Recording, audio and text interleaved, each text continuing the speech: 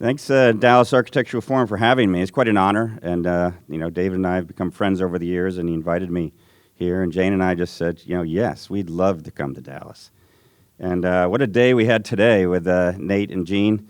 They toured us all over the city, and just amazing. It's an amazing city, and I can't wait to see more of it tomorrow. So, but now I'm going to transform you to another place, the Hamptons, where a lot of our work has taken place over the years. And the way I like to start a lot of my lectures is to introduce the people that do the work, because it's not just me. And this is an amazing group of people. It started out just Jane and I, and over the years we'd hire one at a time. Almost everyone we hired directly out of college. So Ian and Dan are our partners now. They've been with us almost 20 years. And I like to say, like Jerry Jones of the Cowboys, we rebuilt this team through the draft. And so everybody comes, they get an internship, and then they move into an apprenticeship. We work them hard, and they become licensed. And, there are people from all over the world, and it's just a great mix. But hiring people out of college is good because, we're all on the same page. We train them. They're in our program. And so they also, I'm older, and my knowledge filters down, but they bring the latest knowledge out of the universities to us, too. So it's a nice mixture of old and new. So I'm very proud of all of them. This is something I put together quickly. It's just, our thinking, our ethos, the Contemporary Garden book, but it's really contemporary thinking, and it's contemporary aesthetics combined. Landscape architecture has always been defined as the art and science of designing the land. But to me, it's really more than that, too. We have history, we have culture now imbued into that. So it's this triangulation of topics that we really look to meet as best we can in all our work. Next slide. So inside the office, I'll go through this quickly. It's a busy place. We have about 125 active projects. We work in teams, and we move through stuff very quickly. We have the great pleasure of being just a half hour from most of our job sites of work hands-on in the field, and that's really how we have created these very bespoke landscapes. Model building's a big thing. There's me in there, too. I used to be a model builder when I first started out, and we still do it today. We collaborate with a lot of architects. They'll often do the building, and then we'll install the topography and the landscape. So a little bit about process. We start out with a lot of analytical studies of property, zoning analysis, environmental, but we start with images, and we try to connect with our clients and get on the same wavelength. And so this page might work, it might not. And then I just go into some very quick sketches, ideas, inspirational things, hand-drawn, a lot of hand-drawing. And then, plan views. These are all hand-drawn because we meet with architects multiple times before presenting to the client. We don't have to take it too seriously, but it's just multiple hands on these drawings producing ideas. And this one's a grading plan, even drawn by hand. But it does eventually turn into a very tailored-looking graphic master plan. Sections, drawings, all these things are really important in our work to get us towards establishing a budget to move forward. We do a lot of 3D renderings in our work. It helps sell the work. It helps visualize it. We use it as a design tool.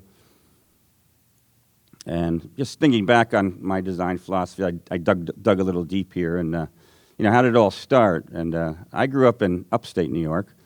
It's a land of dairy farms and fields and mountains. It's very rural. It's really very beautiful. This is the master plan I grew up in.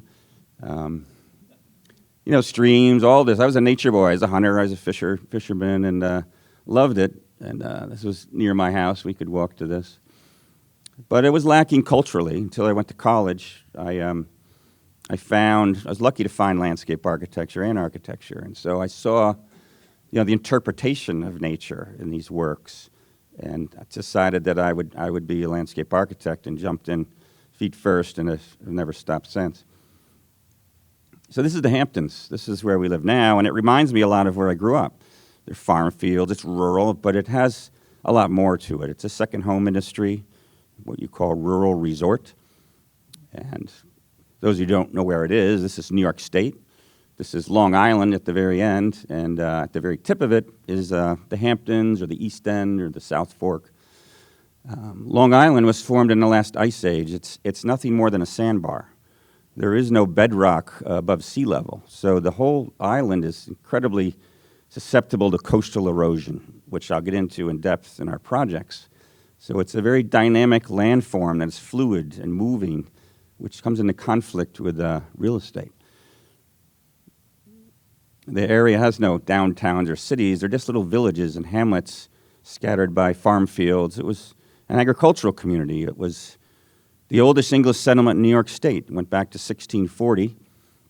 Southampton was formed, and interesting gee whizzer is the word Hampton is actually an Old English word pronounced Humpton, and it's the idea of land separated by water, humped and ton.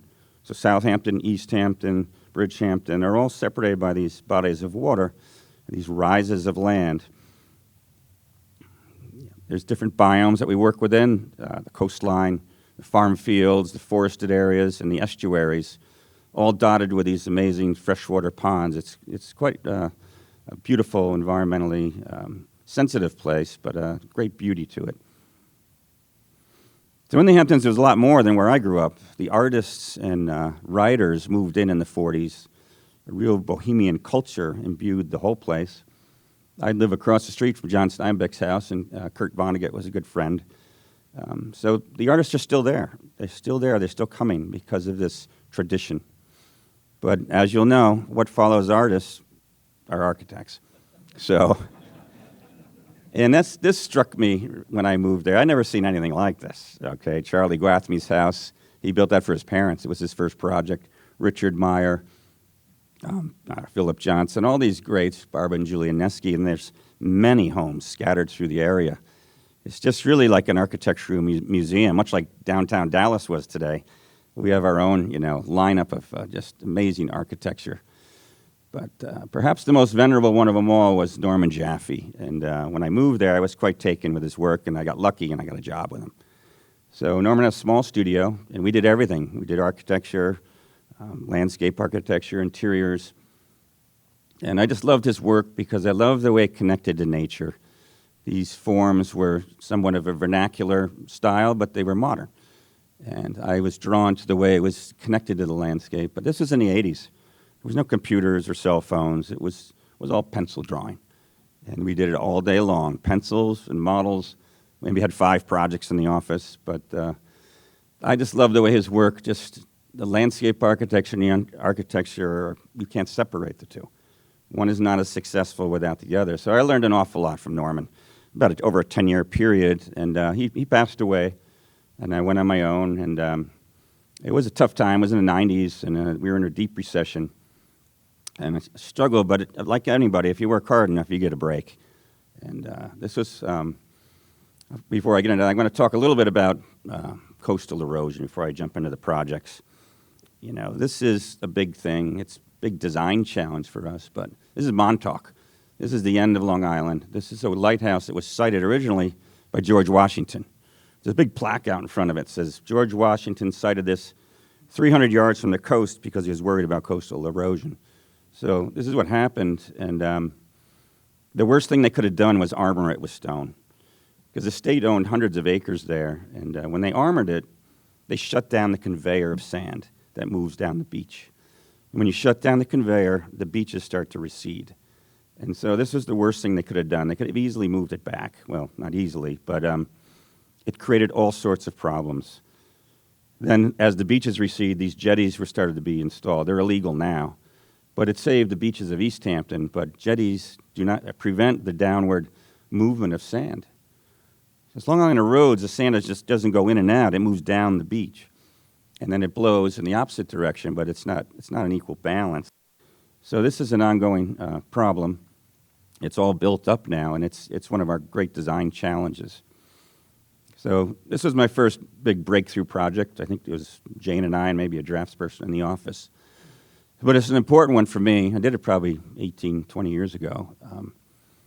But it set forth a design philosophy that I still follow today. This was a Norman Jaffee house.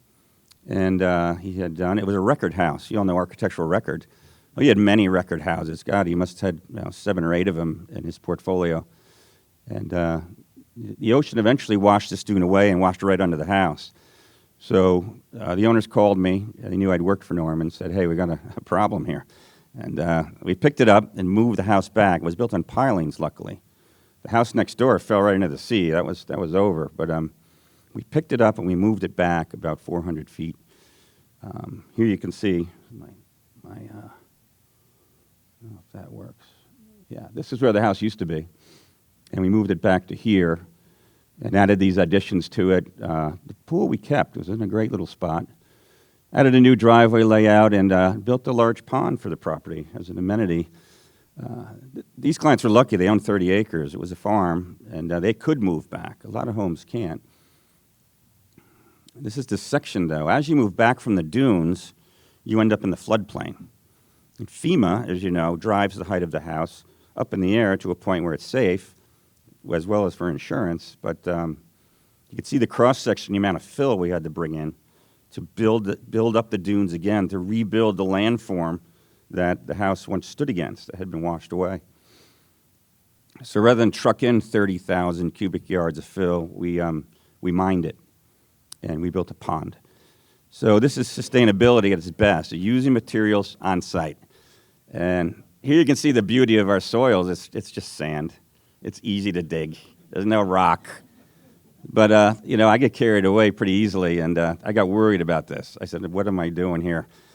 So I made a convoluted shape, and this is an old trick I learned from the great landscape architect Capability Brown in England. It's called the vanishing shoreline. You can't see the entire circumference of the pond from any one spot. So there's a great mystery to it, and yet it scales it down in a very, very nice way. So we filled the pond and replanted it both in the water, out of the water, all native plants, and created this wonderful sort of ecology here. And just really became a great amenity for the site, but it really wasn't the task at hand. The task at hand was to rebuild the dunes. So you can imagine this was completely wasted away during the storms, and we rebuilt the dunes. And again, trying to break this scale down and create a series of berms that are aligned in a very east-west manner, much like the waves in the sea, as if the waves just roll right up onto the land. And plant it all in a single species. This is American beach grass. Gives it that very sculptural quality. So it's a very painterly view, well edited over time, and that's the view from the house. Here's the house now with the newly built dunes, a winter shot. This is something I learned from Jaffee in architecture, is the house is of prime importance. And showing the house in a very picturesque way is a vignette. And every project, we try to establish 5 or 6 picturesque vignettes of the house. It's the main subject matter of the property. So this is very composed, and these layer of berms, and all the additions are very well hidden with the grading as well. That's the original house built in the late 70s, or excuse me, late 60s. Here's the new condition, the dunes sweeping to the house. You wouldn't know we're 15 feet of fill here, but we've reestablished that indoor-outdoor relationship that they originally had with the dunes. This is in winter. I don't know if that's in focus or not. I don't know if you get snow in Dallas. I think you do a little. I just thought I'd throw this in there, but it's quite pretty in the wintertime. This is the landward side of the house. After we got done with the dunes, we transitioned to what I call a tall grass meadow. This is fescue. It's beautiful, the way it blows in the wind, and all the grading and undulations, they hides the driveway and creates this wonderful setting for the house. It's not decorative. We say we integrate. We don't decorate. We create a setting for architecture. This is in the summer, you get warm season grasses come up as the fescue fades. So this cycle of different prairie grasses coming and going, that is the aesthetic of the property. Up around the house, I got a little more tailored and took grass to a whole nother level with the bent grass and ornamental grasses. Still very modern and simple edges. The entry to the house. This is an interesting view that someone from my office took with a drone. I think it was last year. And you can see the whole property, and the meadow is mowed, but I realized they don't have a lot of drawings of the house, that what you see here I actually drew with my car. The driveway, the pond, everything, I drove it. I drove it till the ruts shown, I flagged it, and we built it. So again, that's the great thing about living nearby is that a lot of it's done in the field. So these great curvilinear, the turning radius of my pickup truck. So it worked. It was large scale, but full scale drawing. So, end with this slide, this project, but I didn't know it at the time, what I was doing. I was just doing what I thought was the right thing to do. I was a young man, my 30s. But certain things emerged from this project. I won an awful lot of awards for it, national awards. And I didn't even know why, but these are common topics today. And I didn't know it, but the last one, stewardship's probably the most important one. I still work on the property. Still work on many of our properties. We don't just build it and leave. We continually go there every year. We meet with the maintenance teams, and we keep our vision intact.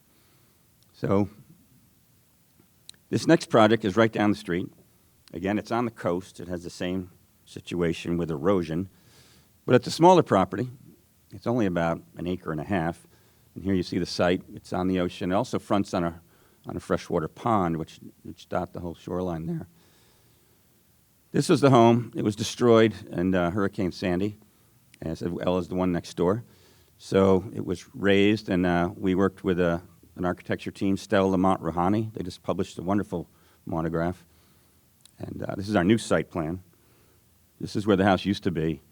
The new house has moved back. Even though it's only 50 feet, that 50 feet is very important in terms of rebuilding this dune system in front of it to protect it from future storms. We flipped the site plan, so the pool area and terraces now face the pond. And some people like that because it's out of the wind, and you still have this great view in both directions. Here's our section again, showing, the storm condition, bringing fill in, but everything is built on pilings. Everything is fastened to what we call Dade County standards. Dade County's in Florida. They get really bad hurricanes there, but here, and this can take on a Cat 4 hurricane without any problem. It's designed for it. The landscape is meant to be resilient. It's meant to give, hopefully last through it, but that's how it's designed. So from a design standpoint, I always remember the words of Louis Kahn. When you design something, look to the next largest context. So here's the beaches. Some of the most beautiful beaches in the world are the Hamptons, beautiful quartz sand. These big expanses of unbroken sand, the horizon. It's really the great beauty of the Hamptons, the big draw. The sun. So how do we interpret this? So sand takes on many forms, as you see over here. It's smooth, it's rough. So we found a material that was similar. This is Valder's limestone. It's from Wisconsin. And we took that stone and manipulated it different ways. Split face, smooth, thermal, and just use that single material for the whole project. So it takes on this very sculptural quality. And again, FEMA driving the house upward, but we follow right after it. We bring in fill, we build planters, we bring plant material up so the house feels anchored, feels integrated, is not divorced from the land. And even the stone here, you could say the horizontal course scene is meant to mimic that of the strata in the sand dunes, which you'll see. Again, craftsmanship is such an important part of our work. Our clients, they travel the world. They go to fantastic resorts, and when they come home, they want their house to look like it too. So we're burdened with that, but we have the craftspeople to do it. And luckily, they have the budgets to help us there. So a beautiful spot. And here's the landward side of the house. Dune building is a big thing where we live. The dune is simply trucked in over the beach from various spoil sites. There's a number of big inlets that come in from the sea to the bays, but they dredge them every year, create these giant mountains of dredge, and we're able to purchase it. And it's really dredge is amazing material. It's loaded with nutrients, seaweed and little crustaceans that give it some organic matter. So we shape it and build, again, those long horizontal lines, and becomes the first line of defense against the ocean. Snow fencing is done every year. This is just a single season of catching wind-driven sand. And you do this so that when a storm does come, you have something to give back, because it is going to come. They don't come every year, but we have been through quite a few big storms. And this is beach grass. It's just an amazing material. You plug it. You don't need any irrigation. And you can see the roots in the middle slide driving through the stratus, and the roots grow 20 feet into the ground looking for water. So it builds in this resiliency into the dune. There's a mature dune on the right that is a lot stronger than it looks. And the maintenance of these dunes every year and all the neighbors in it is vitally important to protecting these homes. Here you see the house looking out over the pond, all the revegetation we did, the beach grass in the foreground, more native plantings in the back. And other views of the project. Here's a beautiful looking at, and I say this about this project. You could look at this and say, is this irresponsible to build on the dune like this? And it is, and it isn't. So why do we say that? Because when we build with the best standards. The house isn't going anywhere. It has shutters that come down.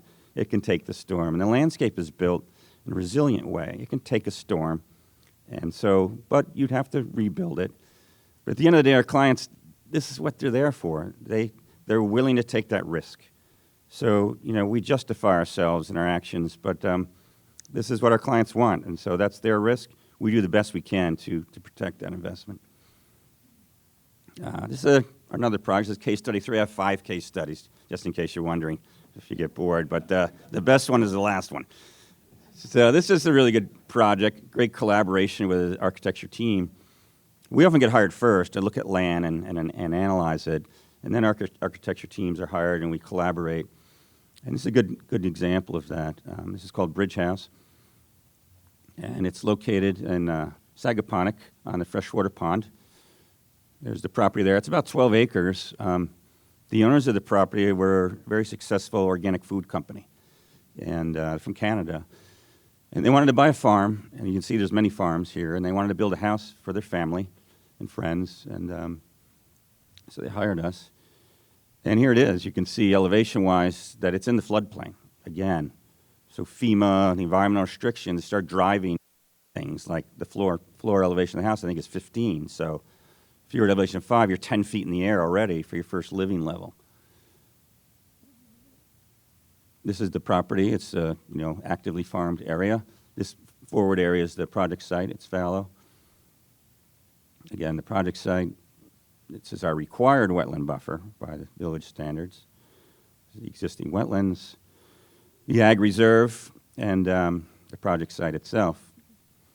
All new subdivisions in the Hamptons, you have to maintain 60% open space. So maintains that tradition of farming, maintains open space. So they do get to farm the area, and this is their area. The big problem with this, it was 12 acres of watershed running through the property directly to the bay, and the farming has a very negative impact on the water quality in the ponds because of the open soil nature of it, runoff. We explain this to the clients and the architects, and in the site plan you can see water runs through, and we want to filter that water before it gets to the pond. And the clients are very environmentally conscious, so sorry, I forgot this animation part of different components. Architects came back with this wireframe model, the idea that this bioswale would run right up through and under the house, like a river. And so here's our site plan now.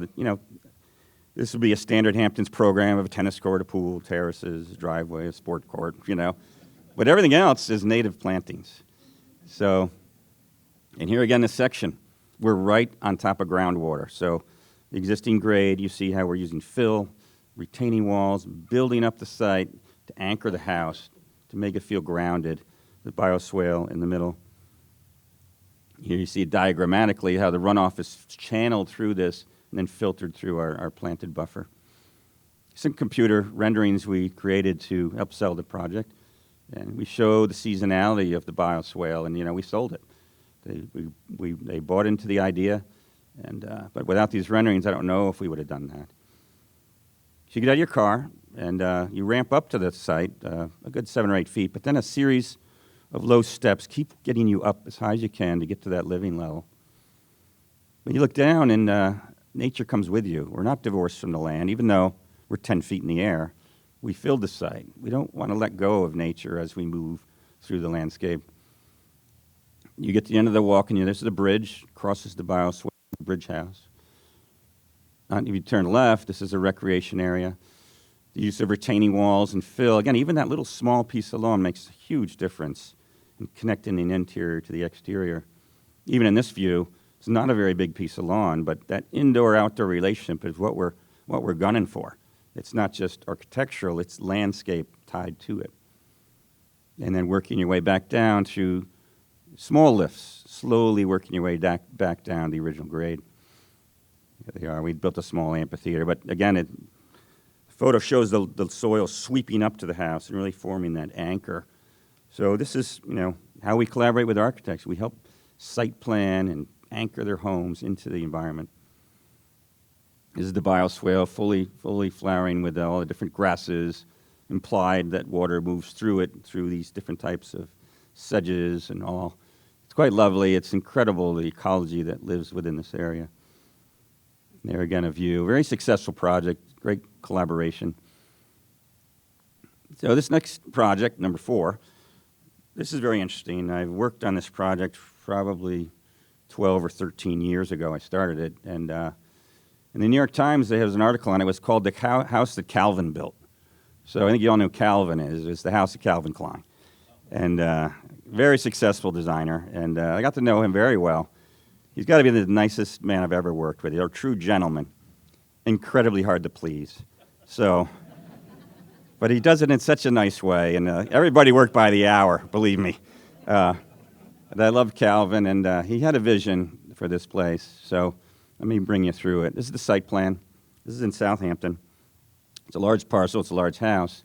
This is the main house. There is a garage service area, and then a pool area, pool house.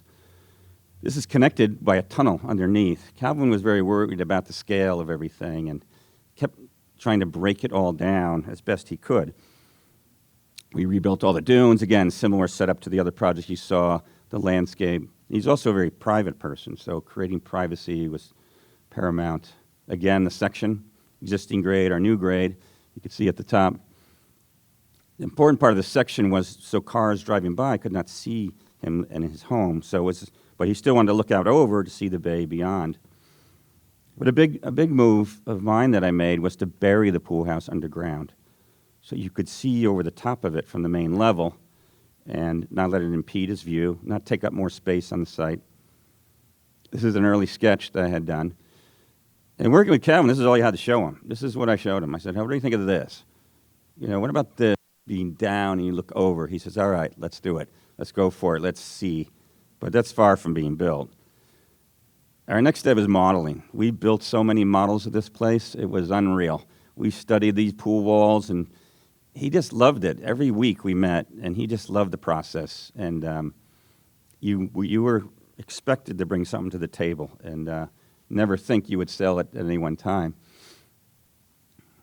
These are very early 3D renderings, probably 10 years ago. We got much better programs now, but it was helpful, trying to understand what he was looking for. Then we even went to a sandbox. He loved the sandbox, playing in the sandbox. Tore this thing apart multiple times, but it's a perfect study for him. What we came to find out is Calvin did not like color. He didn't want any color. He wanted black and white, and that was it. So if you ever put color in it, he would literally end the meeting. So it became this. There was an incredible team on here. We started with John Paulson. I don't know if you know his work. Very minimal. Moved on to another architect, Michael Haverland, very talented, but he got a little overwhelmed with the scale. And then they brought in Stella Lamont Rouhani. It was a big local firm, and they really brought it home, the project. But it was a great collaboration. I worked with a couple landscape designers on it as well, and over many years. So he was so obsessed, he built a mock-up of the entire house to scale. Okay, it was plywood and screws. They salvaged it all, they reused it, but that's how obsessed he was with what he was about to undertake, because he built this. And it was an amazing house, amazing landscape. I wasn't allowed to show this to anybody for many years till he sold it, so now I'm showing it to everybody. And, so heavy on the architecture. The landscape balances out very nicely, the pool area with no water in it. I don't have a lot of great photographs of the project because it was restricted, but I have some. It's just a lovely place. There's the pool, finally. It became white waterproof stucco after 30 other iterations, but Simple, simplicity, as you see, just black and white. The landscape that it sits in, you can see it from the street a little bit, but different moods. The black and the white. Up on the rooftop, we actually used tropical sea grapes because nothing else would grow up without exposure to help screen the neighbor there. This is the parking area, which is hidden from view from the house. We sunk down. Another view. And then the famous pool. This is inspired by Louis Barragan's famous fountain. And he stayed with that idea from the very beginning, never let go of it. So it's what we eventually built. Looking out. It's a beautiful place. This looks out over the bay, not the ocean. The sun sets over the bay. It's a wonderful property. So that was a great experience, great collaboration, and so was this next project. This is the last project I'm going to show you, but it's a departure from what I've been showing you. This is less of a natural landscape, but it's about art. And our client, he started out selling used textbooks in New York City in the early 70s, and he eventually bought a small bookstore called Barnes & Noble. And the rest was really history, but in his success, he became very interested in art. And a great patron of the arts. He's the founder of DIA, and I think he has a lot to do with Donald Judd down in Marfa. Very philanthropic man, a really great client. Been there, working here almost 20 years. Different projects along the way, but it's quite a story. And this is the site. And he could have lived on the ocean, but he didn't want to. He wanted a lot of property. He wanted to have a place that he could display his sculpture collection. It was about a 1927 mansion that was abandoned, and he bought it, and they renovated it. That's in the center of the property. Eventually, he would build a home for his daughter here and grandkids. And there's a series of pavilions and spaces throughout the property. This is a diagram that someone in my office made, Thaxton Crandall. He drew a section of what the experience is like to walk through the property. You start at the street at the top, and you move through the Noguchi Garden, through the Di Maria Garden, through the Maya Lin, through various other landscape interventions that are stages for the art. It's an amazing experience to walk to. If you're ever in the Hamptons, come call me. I will bring you to the place, and it will transform you. So Len is an incredibly generous guy, and you can see from the street, he didn't want a tall hedge. You can see, and here's the Mark de Souvero. We saw one today at the Nasher. They have a whole show on de Souvero at the Nasher right now. It's an amazing show, and I'm grateful to see it. I want to go back tomorrow. Also in the front yard is a large Richard Serra, and then there's the house. But it's sort of the gateway to Bridgehampton, and he likes that. He likes that people see it. People will pull over, and he'll come on in, take a walk, and he'll bring you around. And the property was graced with these 100-year-old trees. These are lindens. So from a landscape standpoint, we had the setting there. Here's the Serra again. It's the Souvero in the background. But the back of the property is more intensely developed. A series of gardens, like you saw in the section, and you move through these gravel paths that lead you through in a very choreographed way. The first garden is dedicated to Isamu Noguchi. Those of you might know him, they might not. Isamu Noguchi was Japanese-American. He was interred in World War II in California. He became one of the great American 20th century sculptors. And the clients obtained 12 of his pieces and decided to dedicate a garden to just him. We worked with Richard Gluckman from Gluckman Tang. He's an amazing architect, and he's done a lot of work on the property. And Edwina von Gaal is a great landscape designer, and we just had a wonderful time building this garden, and there, again, very few drawings. It's a simple grove of ginkgo trees and ferns and gravel paths, and then this pavilion that Gluckman designed. And there are no nails in the pavilion. It's all Japanese joinery, but modern in its own way. The sculptures are just set in little coves, and you can walk through this. It's very tranquil. You cross this bridge, greeted by a koi. It's quite a lovely place. They have lunches there. Sorry, I jumped the gun. So this is a nice place to spend lunch or have a tea. You leave this garden, and you come upon the next space. This is a Donald Judd, a very famous Donald Judd. And I think from an architecture standpoint, you got to love the geometry here, these cubes and these proportions, and it just occupies its own space on the property.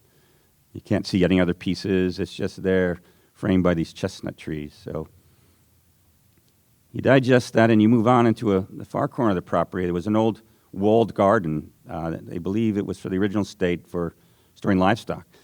And it was all overgrown. We cleaned it out. Again, Richard Gluckman came in and designed this wonderful pavilion. And the whole garden is dedicated to Walter D. Maria. I don't know if you know who he is, but one of his great installations is in New Mexico. It's called the Lightning Field. These series of steel rods, 1 mile on center one way and 1 kilometer the other, and you go there at night and you sit there and you wait for lightning to strike the rods. And it's a tough reservation to get, but well worth seeing. So our client was really loved Di Maria and bought a collection of his works. And Gluckman built this beautiful gallery. Again, the section, so landscape concept for this was to depart from the rather suburban landscape of mowed lawn and trees to a native garden, a pollinator garden, something contrasting to everything else you see.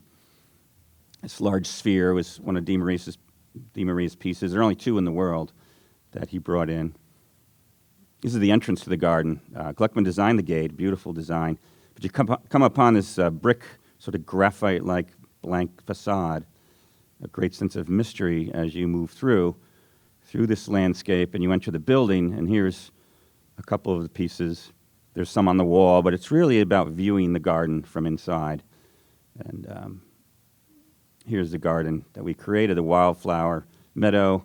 It's a perennial matrix. It flowers differently every 2 weeks, and there the garden sphere sits. This is my sketch for the planting. It's based on the Dutch designer Piet Oudolf. If you know Piet's work, he did the High Line in New York, very popular, and he wrote many books. He literally like recipe books, and so I read it, and I said, well, I'm going to give this Piet Oudolf shot a try. So, and it looks very much like one of his drawings. It's he calls it the fruitcake because it's all grasses, and then he embeds in the grass the flowers. So the grasses are the main base layer, and then great plant to these long-lived perennials that flower sequentially. Here you see the meadow. There we are setting the sphere with 60 tons. They brought the crane in and had to assemble the crane there to set this on the pin. It was quite a moment when they set it in the garden. So there it is today. Taking on different times in the garden. So you're in this garden, and you've a fantastic experience, and then you exit it and move on to the next space. These gravel paths intentionally lead you around. On the right, there's a Barbara Hepworth, Louise Nevelson, that one. There's a Hepworth at the house. And you're led to the next space, but the next space is really dominated by Maya Lin. So most of you might know Maya Lin. She designed a Vietnam Veterans Memorial, and she did a number of these land art pieces, and our clients are big patrons of hers. And this space was left for Maya to do whatever she wanted, and we couldn't get her for a while. But one day she did show up, and she came with my plan on a piece of foam core and a block of clay. And she made the piece right in front of us. And this is plasticine. And I've worked with Maya on a number of projects, and she's a lot like my older sister. She's a real royal pain in the neck. And but I have experience, so we managed to get along pretty well. And but very hands-on and very dramatic. Here we are, Maya and I. Some of these are staged, some are not. But the upper left is digital plan. We built the sculpture just roughly using some on-site machinery. Just started roughing it out. I had garden hoses everywhere. And she said, okay, this is good. And so I said, well, I have to remove it all now, and I have to bring in soil and drainage and all this. And so we digitized the whole thing with a surveyor and, satellite thing. And she came back out, and she said, I want you to move it over 10 feet. And so I moved it with a handheld compass. I put it on top of each stake, and I said, 10 feet north. And we shifted the whole thing that way. She didn't know. But there she is up on the stepladder orchestrating. But what a wonderful team of craftsmen building this with us. And it was a very intense 2 weeks. Jane didn't see me a minute. But we got it done. Here it is under construction, taking shape. Wonderful, wonderful grounds crew. They're golf course workers. There you see it in the late day sun. And it's meant to be walked on, engaged. They have great parties at the place. And here's in winter, takes on an even better form. And then you continue through the rest of the property. And we, some of our landscape interventions are intentional here to help highlight his artwork. This is a Flanagan, famous for his jackrabbits. The daughter's house on the left. We use this Dan Kiley alley as a device to provide privacy for the daughter's home. She still wanted to see in, but there's a lot of events here, and she wanted privacy as well. So we utilized that. Here's the alley. That's a Robert Prince on the end. It's an old tractor tire that he made. It's inverted. It's a wonderful place to sit and look out across the property. This is the pool area. This is the great Nikki Safal, the swimmer. It's called a bather, rather. And so the pool area is dedicated to a couple of pieces. And again, this is an event. They have many events. They're just the greatest for fundraisers, garden tours, and just the greatest clients. They do many private tours as well. And here you see, these are all different events taking place on the property. And I wonder, in time, it may become a public place, but it practically is now. You just make a phone call, and they're like, come on over. They just love the company. And they'll even bring in the house. So if you do come to the Hamptons, come see me. And so again, just circling back to our ethos about what we do. It continues to evolve, surely does. And just hope and enjoyed your visit to the Hamptons. Thank you very much.